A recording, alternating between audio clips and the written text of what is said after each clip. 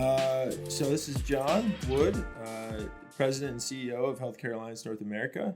Today we have Dr. Cunningham with us, and we are going to learn everything we possibly can about you today. I'm really excited. Yeah. Be fun, John. Looking forward to it. Yeah. I mean, first of all, I met you through my significant other, and she just raved about you nonstop. Yeah. So then when I had the opportunity to meet you, I was duly impressed, and now we get the opportunity to work together a little bit. Yeah. But today I just kind of want to know, like, what makes Dr. Will Dr. Will? Like, how did this come to? How did you find this path? I know just fractions of your story that you shared. Sure. But I'm curious to know, like, take it all the way back. When did you know that you could be an incredible therapist or have the desire to help people? Gosh, that is a very sorted question, very robust question to answer. But taking it back, John, I would probably have to go as far back as my childhood. Mm-hmm. You know, I actually grew up in a children's home of all places. I didn't know that. Yeah, Where was it located? It's Columbia, South Carolina. Close by. Okay. Yeah, so I grew up in a children's home, and how I got there, my mother and father were both alcoholics. They had addiction issues. My mother also had some under the counter medication issues. You know, she was a nurse, and so she struggled with her addiction issues. Today we would call it opiates, but her day was something totally different. Valium probably, and so she was kind of. They had the good stuff back then. Oh, they over the counter, and so she had a hard time. There was 6 of us kids, wow. And by the time she was 25, she was 6 of us. 6 kids by 25. And I was a twin, believe it or not. Really? And, yeah, I was, and I still am, I guess. And but I was an accident. They didn't know they were going to have twins until about 2 weeks before. Wow. But all that said, there was abuse in the home. There was just these life issues that a lot of folks experience in this world today.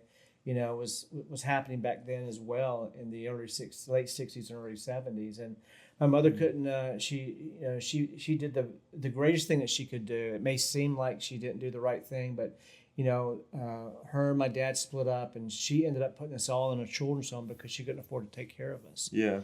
And so I think from the genesis of those days, I began to really experience some issues of suffering, emotional trauma, and whatnot from those days. And I was just looking for a path to try to understand what was happening. And so 7 years later, get out of the children's home. What age were you when I was that 6 years old when I was put into the children's home. And were you on the older side of your brothers and sisters, or the younger side? I was the younger side. Yeah. Okay. So I had several brothers. 6 or 7. I had an older sister, older brother, another older sister, which is a middle sister, and then me and my twin brother, and then my little sister. Okay, wow. And so all within a 6-year time span of having babies. So it was pretty, it was pretty chaotic, and in short, I got out of the children's home. I had a lot of, I would call it an emotional trauma.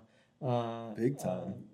For many reasons. Yeah. I mean, the only relatability I have at all to that is my dad leaving at 7. Yeah. Right? It's like, so same thing. That was super traumatic. Right. But at the same time, it's like, I didn't get put into children. That's a whole nother level of trauma that as a 7-year-old, we can't comprehend any of that. Oh, absolutely. Like, you're a very present being, but traumatized at that point. Yeah. So, I had no identity. I didn't have a dad, much like you. Yeah. I didn't have a dad to look to. What I had was just memories of, being hit and beaten, hiding underneath the bed or behind a door. And and so my mother ended up putting us in the children's home. And then, I saw her drive off, and I never thought I'd see her again. But she remarried and got us out several years later. And to make the story, to make it even worse, is she relapsed. And within a year, she relapsed. She had gotten us out of the children's home.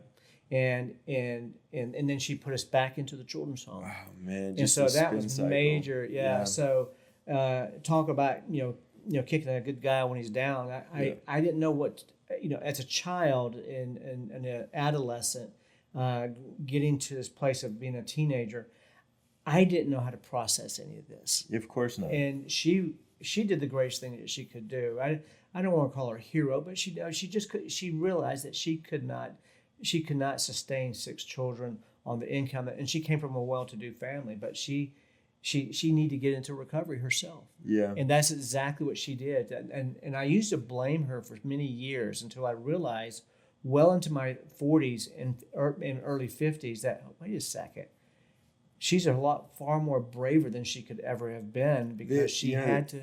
The interesting thing about that is you mentioned in your early 40s and 50s, right, is when the relatability started to click in on her situation as opposed to what you were going through. Yeah. And isn't that how life works? It is. Coming up on 40, it's like I'm realizing a lot more. Yeah. It's easier to view it when you have a little life experience. Yeah. And so, exactly. And hindsight's our best friend, but to your point, I did not like having to face some of my own issues and trauma. I can deal with everybody else's. It's a lot easier. Yeah, and I'm really good at it.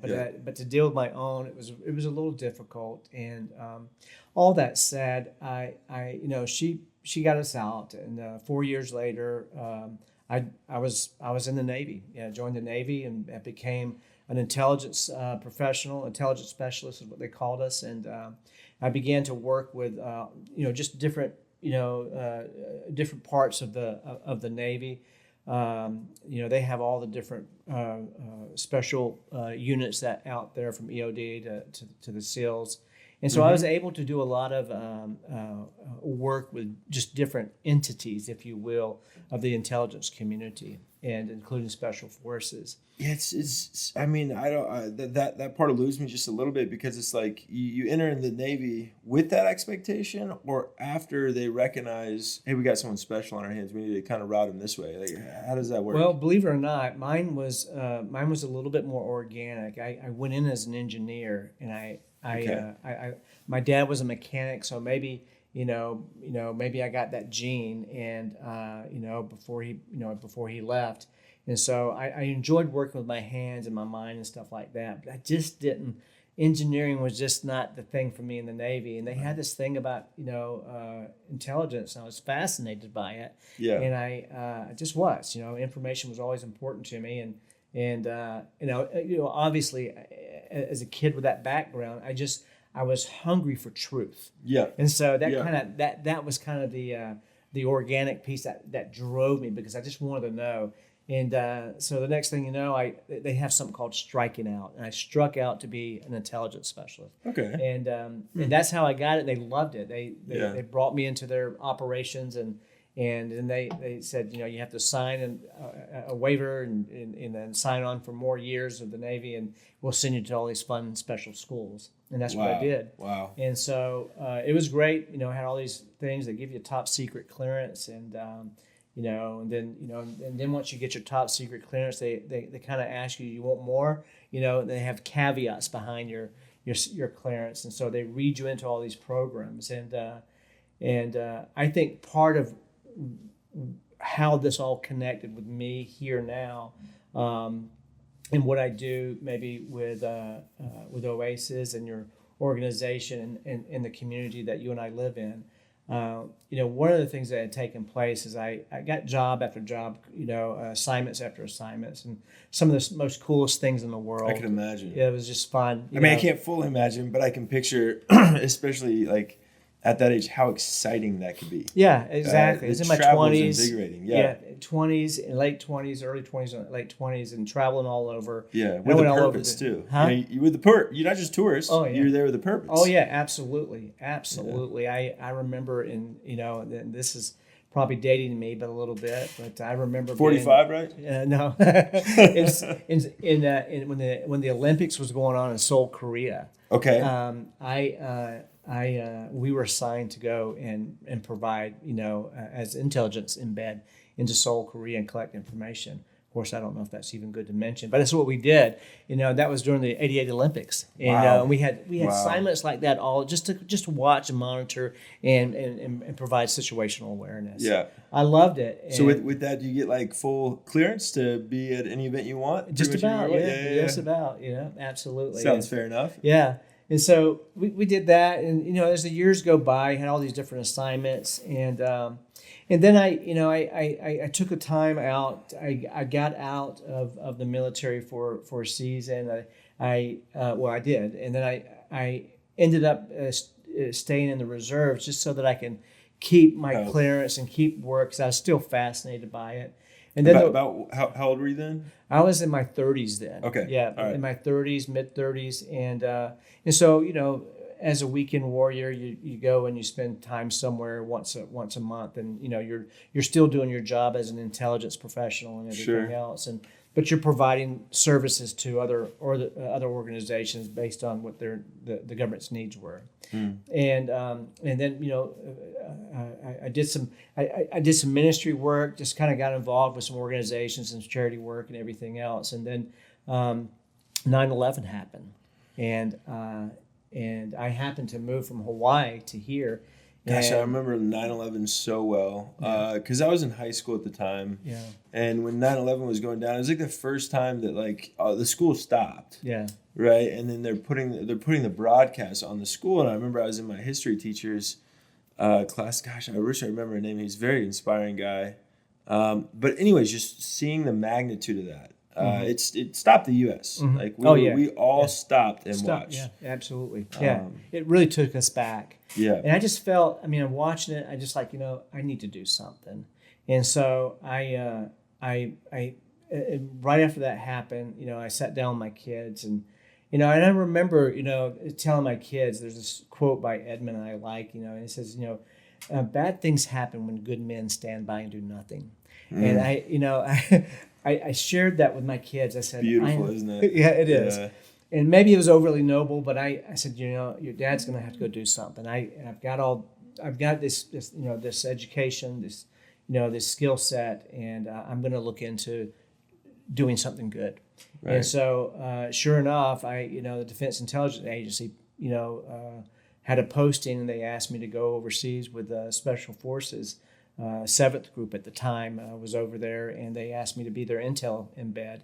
And so I got to run with those guys all over, the country, and a lot of stories about that and everything else. And then some more time went by, and I did that with a few other units, in 3rd Group and 19th Group, and so that's kind of my story behind all the working with those guys. And then I came back and became a contractor, still in the reserves. I came back and did a lot of work for other agencies per se. Just contract work though. Yeah, it was the same work. It was okay. Yeah, It was just I was much like you've contracted me to help with your program. Okay, I understand. They contracted my intelligence profession or talent to work with their military and everything else. So it was a great gig. I got to travel all over the world.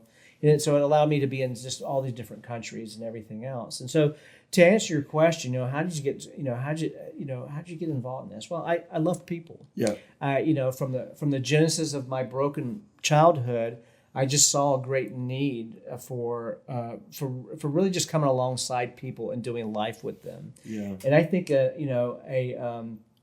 I think you'll probably laugh at this, but I think one of the greatest talents that I have is not necessarily my methodology or therapies or coaching so much as I've had a top secret clearance, and I know how to keep a secret.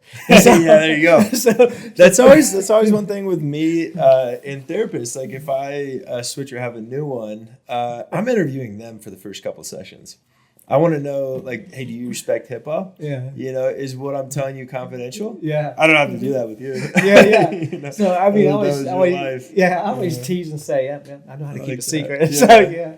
But with that said, what a huge shift, though. Yeah. I mean, that's just such a different pattern. And one thing I was trying to understand, like when you're going through all this and you're doing these contracts and you're working, like where did you find time for school, did that come later, or was that did during? come, well, some of it was pieced in over periods of time. I was always interested in psychology. I was always interested. So I 'Cause schooled. you got a lot of acronyms. Yeah. You know what I mean? I schooled myself throughout all those periods of my life. Okay. And I'm not your traditional student. I mean, I did go, I did get my master's, and then I did get my doctorate, and that was all kind of focused on schoolwork. But a lot of that all the certificates and all the postgraduate certificates, I did those things as, just because I'm hungry for knowledge and hungry for things that might be applicable to helping people in their life's journey. Yeah, it's incredible. Yeah, and so along with all that, one of the things that I realized that was going on in my life, and it was kind of an introspective self-reflection, is that people are hurting, and I hurt, and I still have things. I've got PTSD that I have to manage, and I understand. I just understand emotionally what you have to go through, and so I think with that, I just had a love for mankind. The word philanthropic or philanthropy is the means to love mankind, and I did it because I do.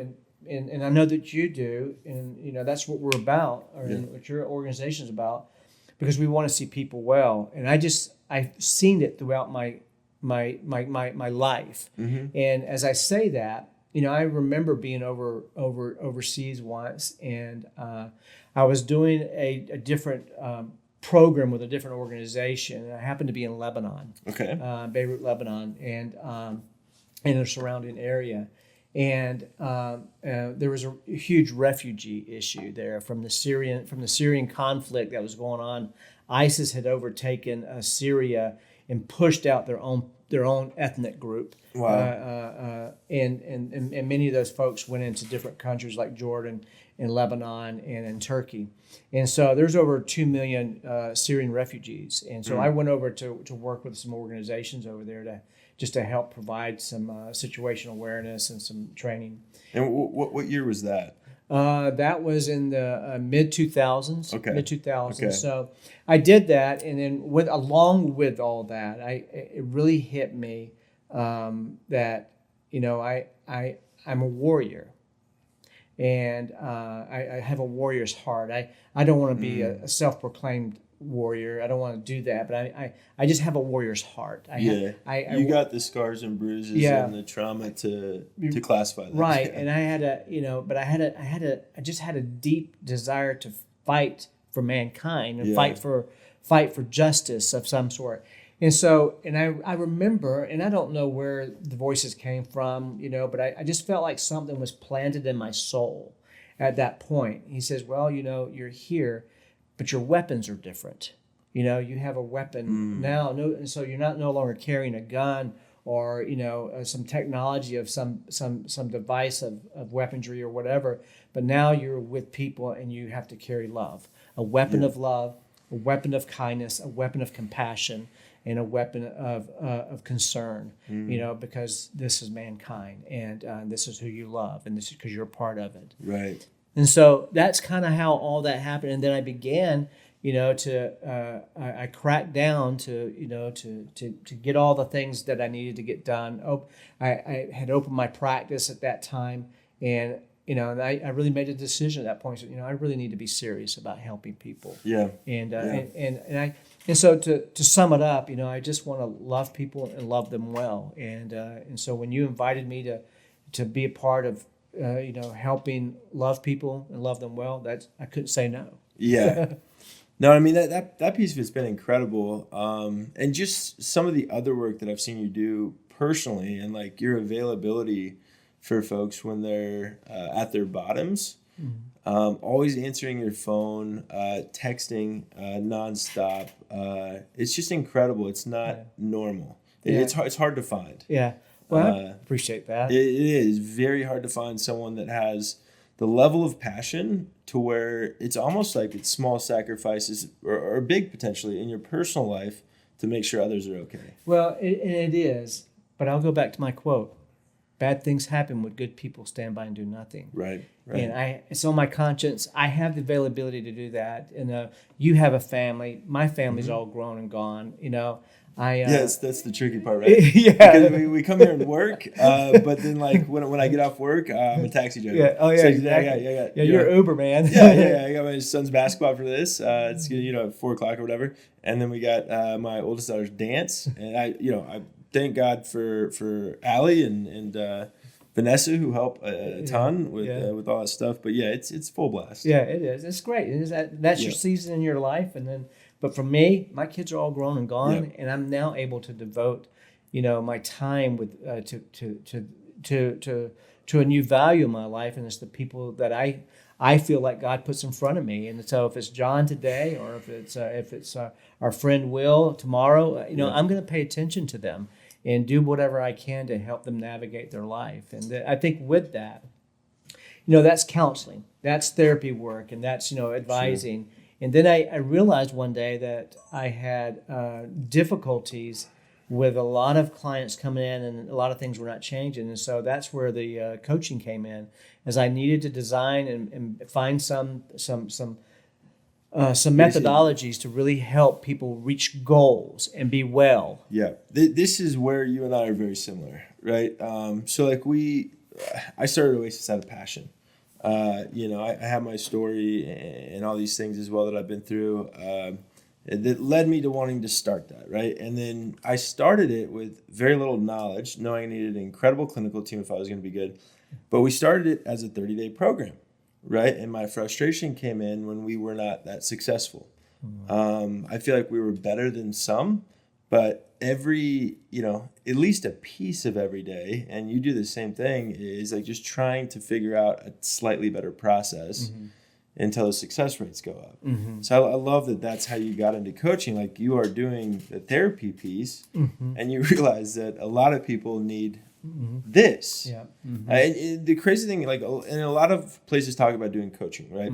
And we've done coaching multiple different ways. We've done them with non-master's level therapists. We've done them with peer support people, and then now we're doing them with you. And the difference is how defined and methodical your program actually is.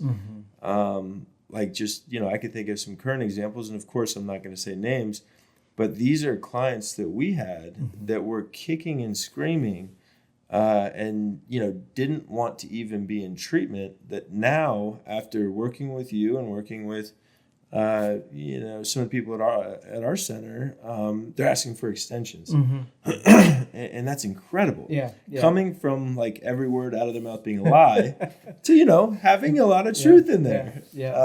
They're trying to run, and I one of the things I've been there. Yeah, I've been there, and so have I. And one of the things I often share with folks, whether they're coming out of the Oasis model and or others, that I really get into their eyes, and I just say, you've got to trust the process. Yeah. You've got to trust the people that are put in your life for a reason.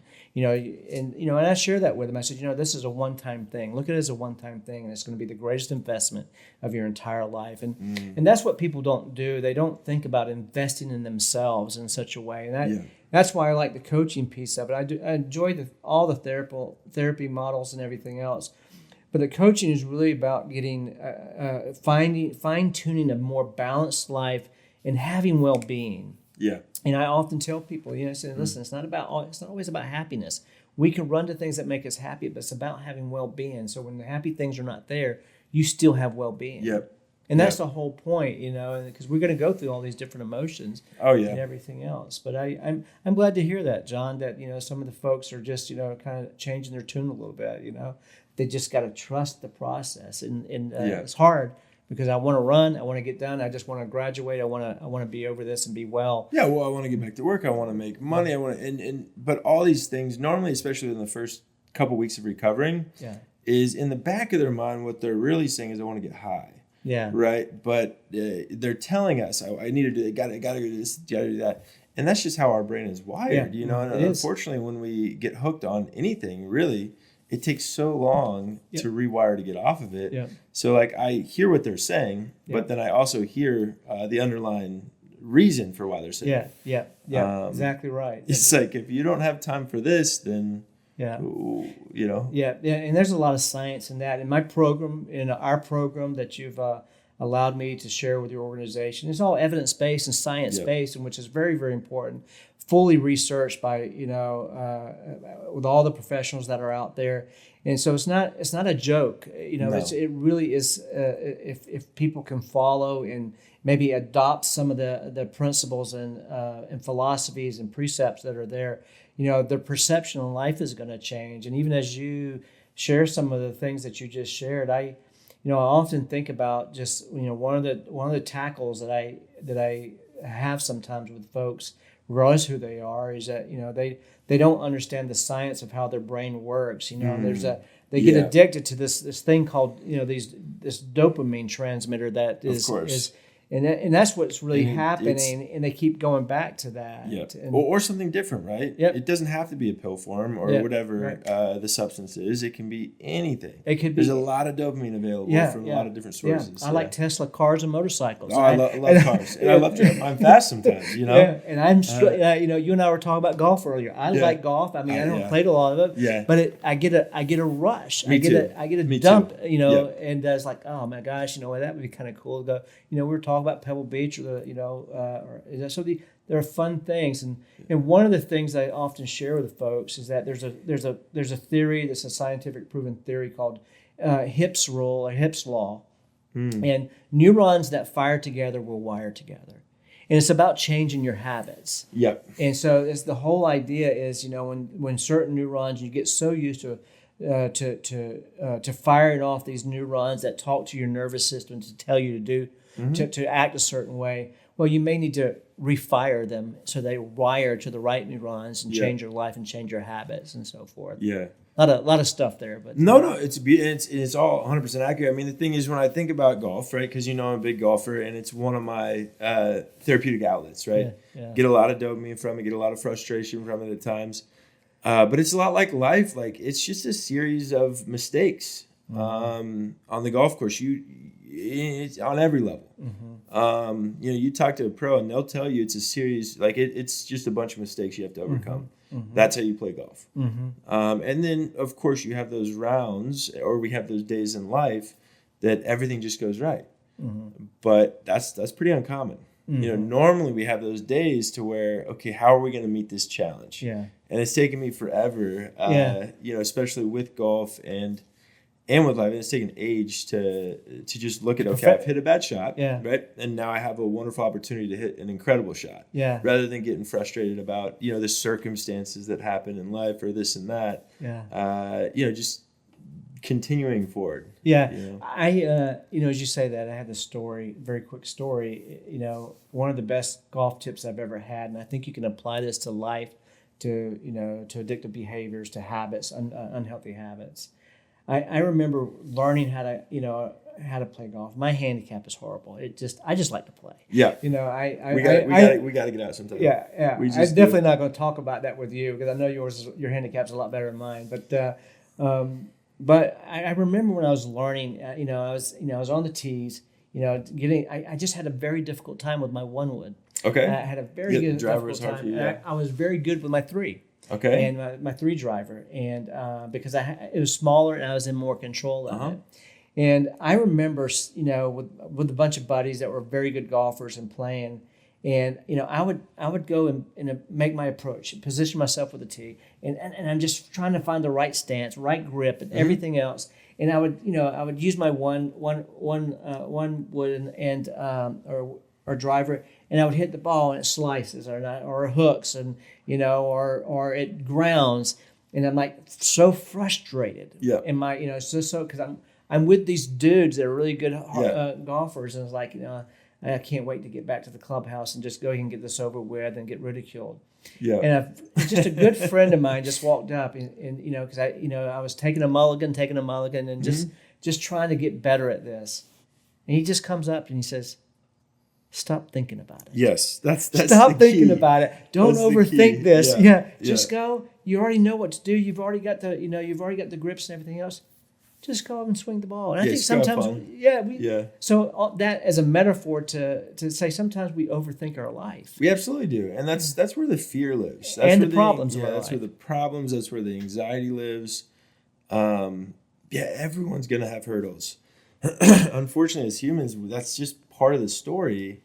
But it's like if you can get through a lot of those hurdles, and like especially like with addiction or whatever else people are dealing with, and get out of that into things to where you're getting joy. But also like no, it's just never easy.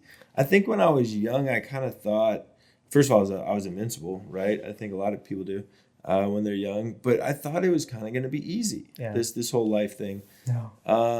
And come to find out, especially my journey, it was very challenging. Yeah. But I'm grateful for it though. Yeah. I'm grateful to make it through things, over things, and then my mind is always working a bit in the future, right? But trying to stay present. Yeah, you're a good visionary, John, for sure. But I would even say, and I don't know all of your story, but I think as we talk about our love for golf and the metaphor itself, I don't know if you would agree with this, but I think sometimes it's okay to take a mulligan. Yeah, absolutely. And I mean, we Absolutely. need to take a mulligan. Yep. Just finish the game. Yep. Finish the game and take a mulligan when you need it. Yep. And the thing is, like, if if you're serious about it, you're in a tournament or something like that, mark your 2 strokes. Who cares? Just drop the ball, hit it, and continue to play. Yeah. You know? But absolutely. But finish it, right? Yeah. Finish the round. That's finish that's it the well. deal. Yeah.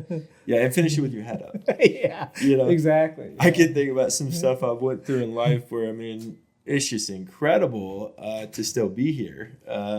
But much less, I did not finish tasks with my head up. Yeah. It's something I'm a lot better at today. Yeah. Going through challenging things and doing it for the most part with a smile on my face. Yeah, that's awesome. That's very awesome. But it is. It's about being okay to take that mulligan. You haven't failed just because you take a mulligan. So that's kind of like coming to treatment or asking you for help. Yeah. That first call is so challenging. Yeah. You know what I mean? And it's not necessarily a mulligan, but it's like just taking a step back and accepting the fact that I need help. And maybe these people can help me. Yeah, absolutely. With a lot of the clients that you and your organization have referred over or have assigned to our coaching, my coaching platform. I always try to get to know them a little bit, and one of the things that I've taken note of, is through the process of getting to know them and coaching them through this program that we have. One of the things that I have learned is that people do come to terms that they really haven't got life figured out, and they thought they did, but they didn't. And now that they're in a place that they're maybe a little bit, it's a little humbling, it's a little hard, but it's a good place. It's really the greatest place in the world to be in when you're having to take some time in your life and to learn what does it mean to have a more fuller and balanced life. And I think that's our goal, is not only to be addictive free, but to have really good well-being, restore families, restore relationships, have purpose and value in your life again. And I think one of the other things is we use a sailboat metaphor, is that we want to teach people to be on a journey and to look at your life as a process, not just a destination here and a destination here, but a process. Enjoy the journey.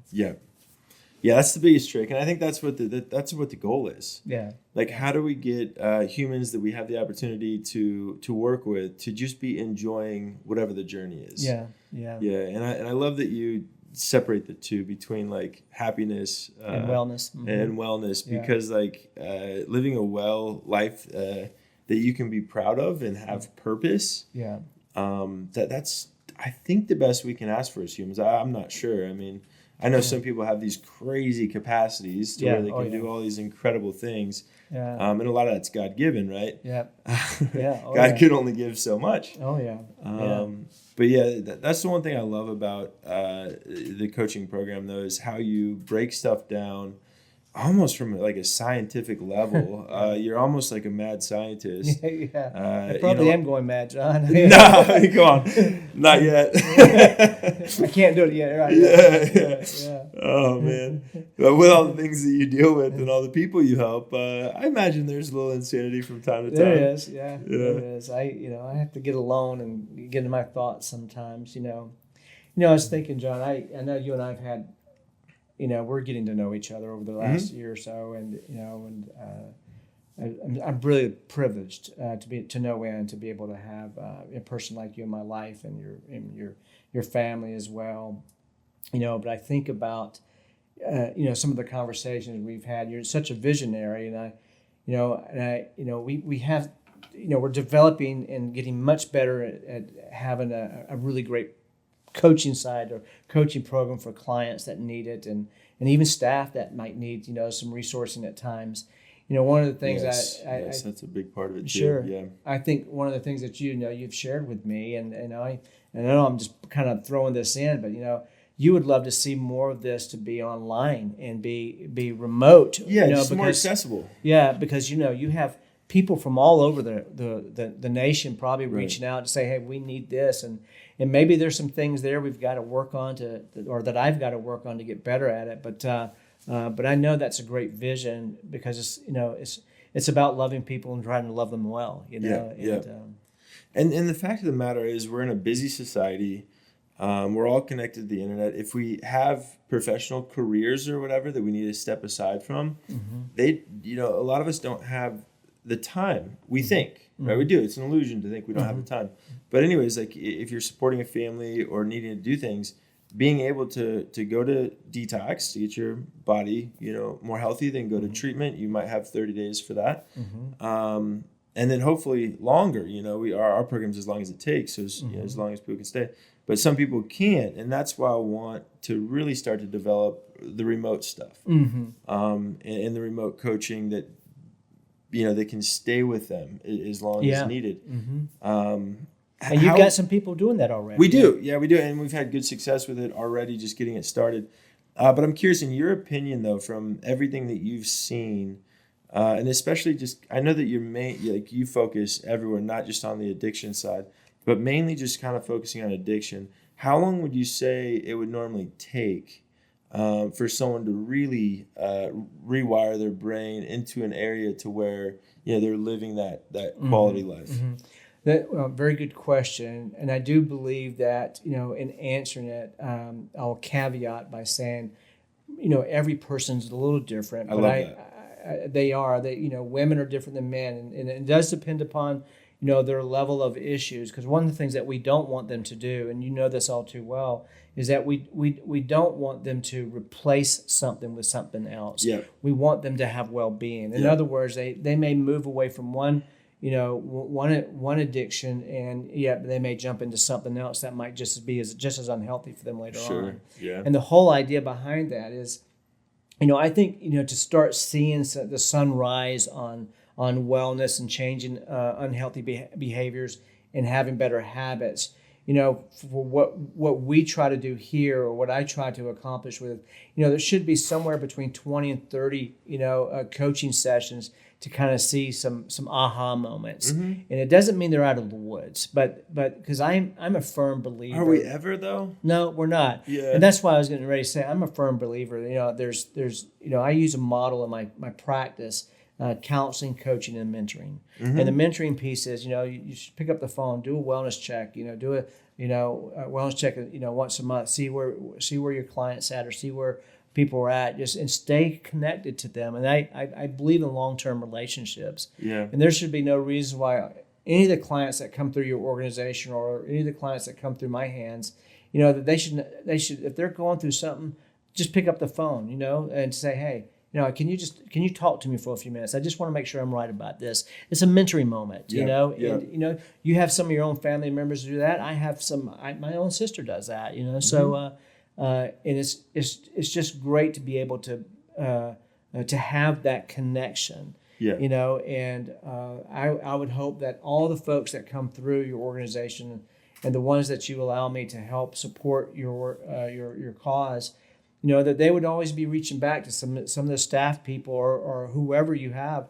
or yourself, and say, hey, I just want to thank you, and hey, this is what's going on in my life, and just say a prayer for me, or hey, just drop me a line, or whatever the case may be. I think that's really important, that connectivity, piece Big of all time. that.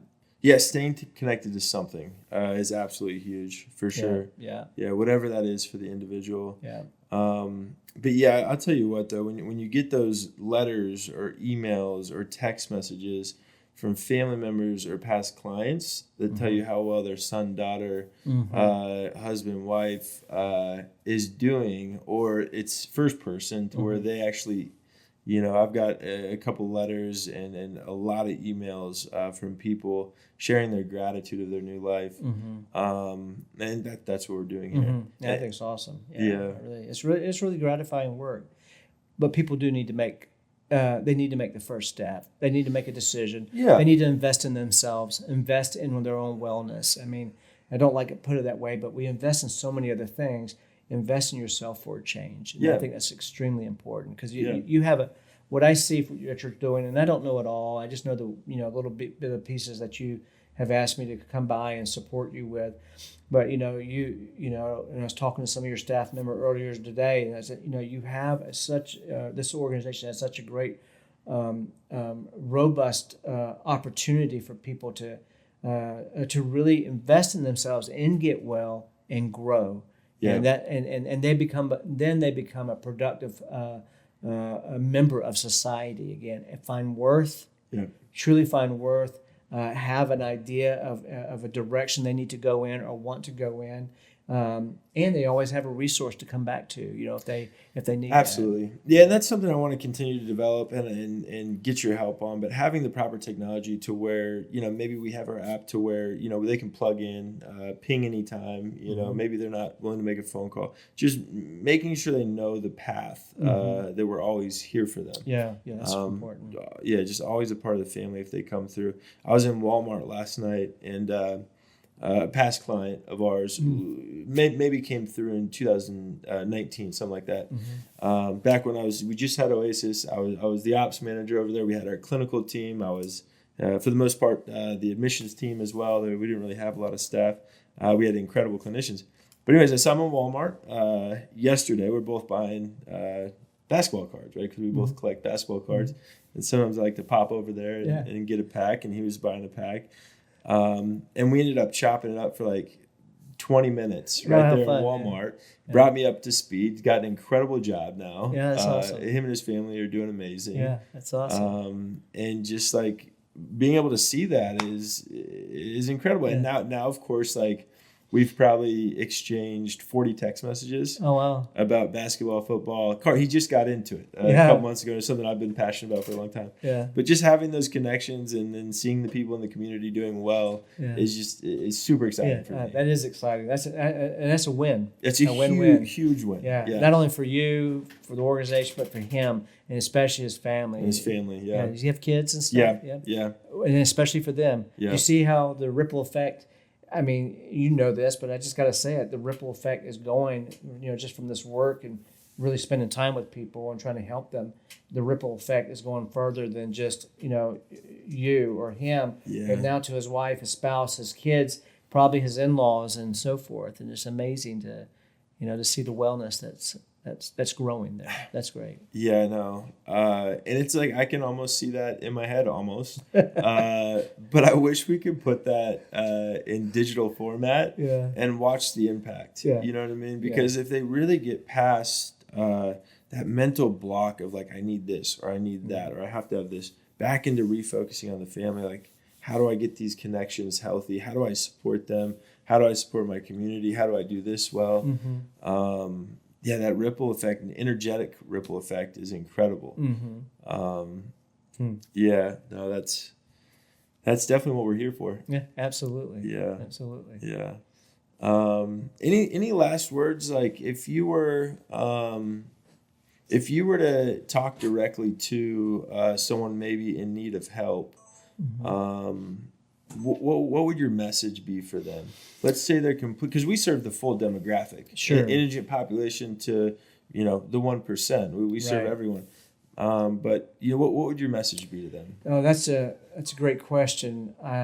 If there was a message for someone that just is asking for help, I think one of the things that I would share is that let's observe and identify the problem. And once you identify the problem, then you once there's identification, then you know what kind of help you really need. That's one of the first things I would say. And I think maybe another thing that I would probably offer, I said, I would probably provide a little bit of encouragement if they're asking. I said, you know what, you're doing the best thing possible right now. You're asking the question. Yeah. Let's now take it to the next step and let's find a resolve. And here's what I would suggest you do. Let's keep talking about this. Let's, if it was me, let's make an appointment, sit down, and we'll talk about this. And then we're going to come up with a treatment plan or a wellness plan for you and move forward with that. I will help you stay accountable. I will put good people in your life, good programs in your life, and we're going to get better at this. And I would probably take that approach because, sometimes people are in question about, they're in fear about all the different things they're having to walk away from right away. Oh, yeah. And, and this, John, fear is nothing but an avoidance and escapism. And that's why I turn it back and say, well, let's invest in yourself for change in your life. And because you'll only get better because of this. But that would be some of the things that I would share. Truly observe and identify what's really going on. Let's keep talking about it, and let's just come up with a pathway of treatment or wellness so that you're going to get there. And fortunately, with the marriage that we have, you have tons of incredible opportunities, professionals, people with great compassion and care, understanding, and so you have all that in place, with your vision and how you want to, be in touch and engage your community. And so, anybody that would have that question, they would, they would need to think twice about not saying no. Yeah. It's just so interesting. I mean, we're so blessed. And I don't know how the universe works, right? When I was starting Oasis, somehow Vern was put in my life. Vern Lee's a 30-year clinician, incredible clinical director, right? Yeah, wonderful person. Wonderful person. And then, for a long time, I felt like we had a good coaching program going, and I feel like we did, right? And then that kind of came to an end, and we tried some other things that they worked a little bit. They didn't, it wasn't incredible, nothing we were overly, thrilled about. And then, comes Dr. Will Cunningham, and it's like, how does the universe continue to give gifts to this organization to have people like yourself help raise the bar, right? So it's like and you don't know when you're in it, right? So when I'm in it with my last coaching program, I'm thinking, man, this is the best thing we got. This is amazing. No one else is doing this kind of work.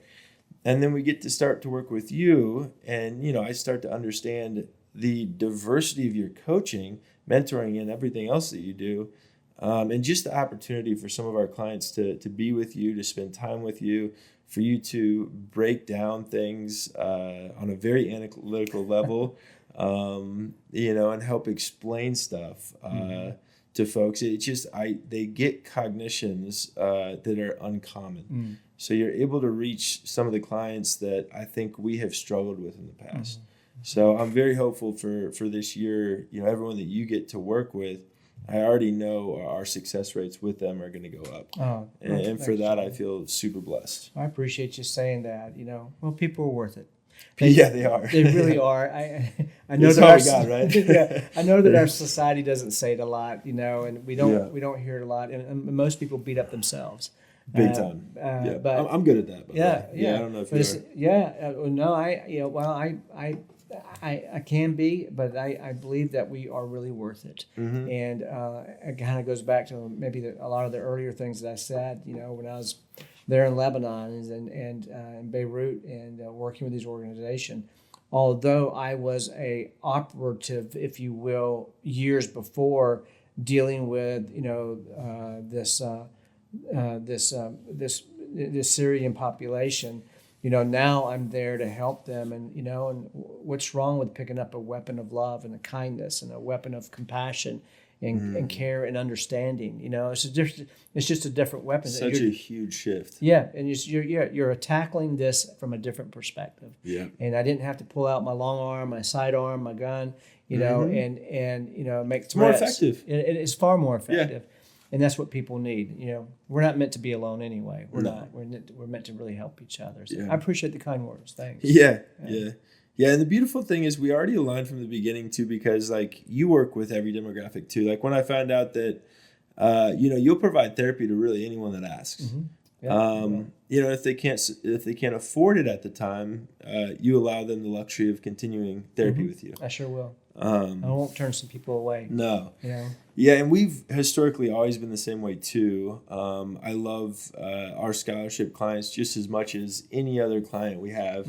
Human's a human. Yeah.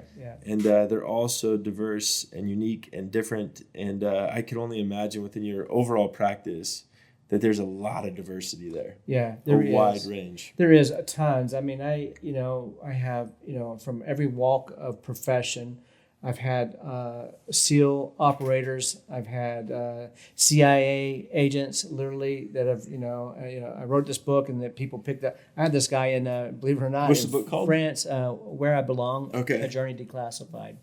And so I had wrote this book about a lot of this stuff that I had shared with you about my journey and how I got into this. And this guy had picked it up, and he was working with the CIA in France, and he shows up in my office in Asheville, North Carolina, after going through some type of thing in France. He says, "Listen, I need to talk to you." Of course, we don't know who, I can't say who it is or anything, but I said, "Are you kidding me?" And so, because I was a bit therapeutic in my book about certain things going through. I was real about my life. And it was really helpful for a lot of people. I'm gonna have to read that. Yeah. So the diversity is great. Teenagers, to adults, moms to husbands, single parents to single dads and single moms. I've got a wide diversity. Those that are have issues with anxiety or depression or addiction issues.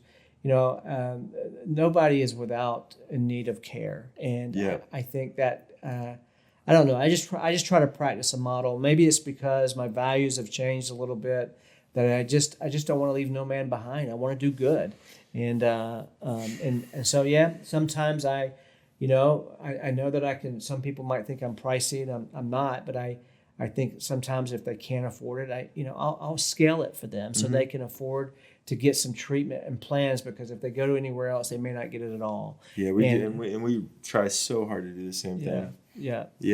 Gosh, yeah. It's difficult. I mean, it is difficult because our society demands so much more of resources and it costs. Yeah, everything's very expensive. Yeah. That's the thing. Like, in order to have the staff that we have, it's gone up exponentially since when we started. Yeah. And that's okay. Like taking care of the team is extremely important. Yeah. So of course the services at times seem expensive, but it's definitely, like you said, it's an investment. Yeah, it truly is. And it is truly a low cost investment compared to the problems that you may incur if you keep going down the same road. And just go back a couple years and add those up, right? Yeah. And add up how expensive those really were, versus getting help and then what you could potentially do. Yeah. But at the same time, I never want finances to deter anybody from calling. Yeah.